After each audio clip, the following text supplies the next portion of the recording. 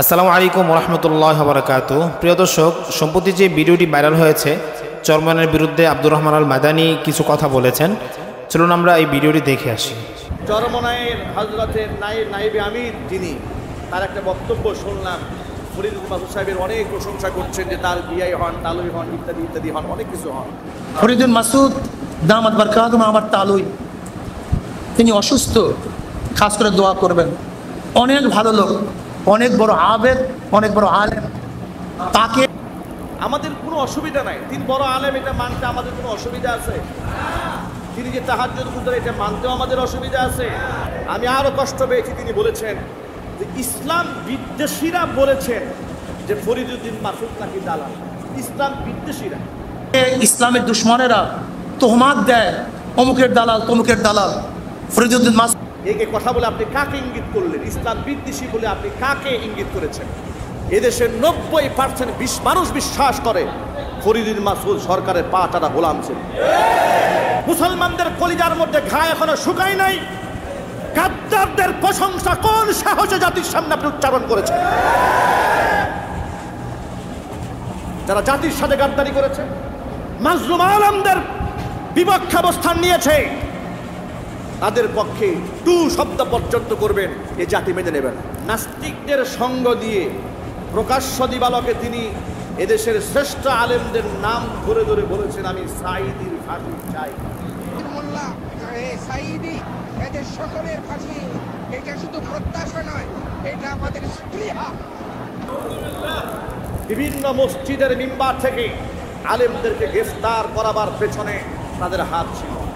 নায়েবে আমিরুল মুজাহিদিন বলেছেন, যদি কোনো মিথ্যা মামলা করা হয় তাহলে থানা ঘেরাও করা হবে। মিথ্যা মামলার পক্ষে আমরা নই। তিনি আলেম হয়ে আলেমের পক্ষে কথা বলেছেন। আমরা নায়েবে আমিরুল মুজাহিদিনকে আমরা ধন্যবাদ জানাই যে আপনার এই বক্তব্যে আমরা দারুণ খুশি হয়েছি।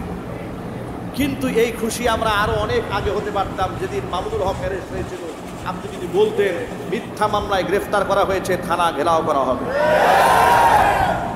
সেদিন আমরা আর অনেক খুশি হতে পারি। যেদিন জুনায়েদ বাবুনগরী হাফিজাহুল্লাহকে মিথ্যা মামলায় গ্রেফতার করে একজন বয়োবৃদ্ধ মানুষকে রিমান্ডে নিয়ে পা উল্টা করে ঝুলিয়ে পিটিয়ে রক্তাক্ত করা হয়েছে, সেদিন যদি হুঙ্কার দিয়ে বলতেন এই সমস্ত মিথ্যা মামলা আলেমদের নামে দেওয়া হয়েছে, থানা ঘেরাও করা হবে, ওসি প্রত্যাহার করা হবে, এদেশের মুসলমানদের কলিজা ঠান্ডা হয়ে যেত। আপনি সেদিন এই কথাগুলো বলেন নাই। আপনি সেদিন কথা বলেন নাই। ব্যক্তিগতভাবে তিনি বড় আলেম, আমি অস্বীকার করি না।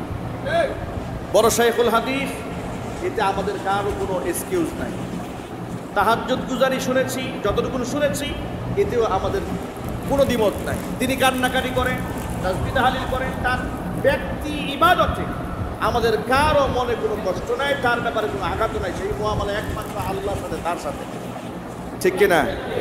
কিন্তু শাহবাগ চত্বরে গিয়ে নাস্তিকদের সঙ্গ দিয়ে প্রকাশ্য দিবালকে তিনি এদেশের শ্রেষ্ঠ আলেমদের নাম ধরে ধরে বলেছেন।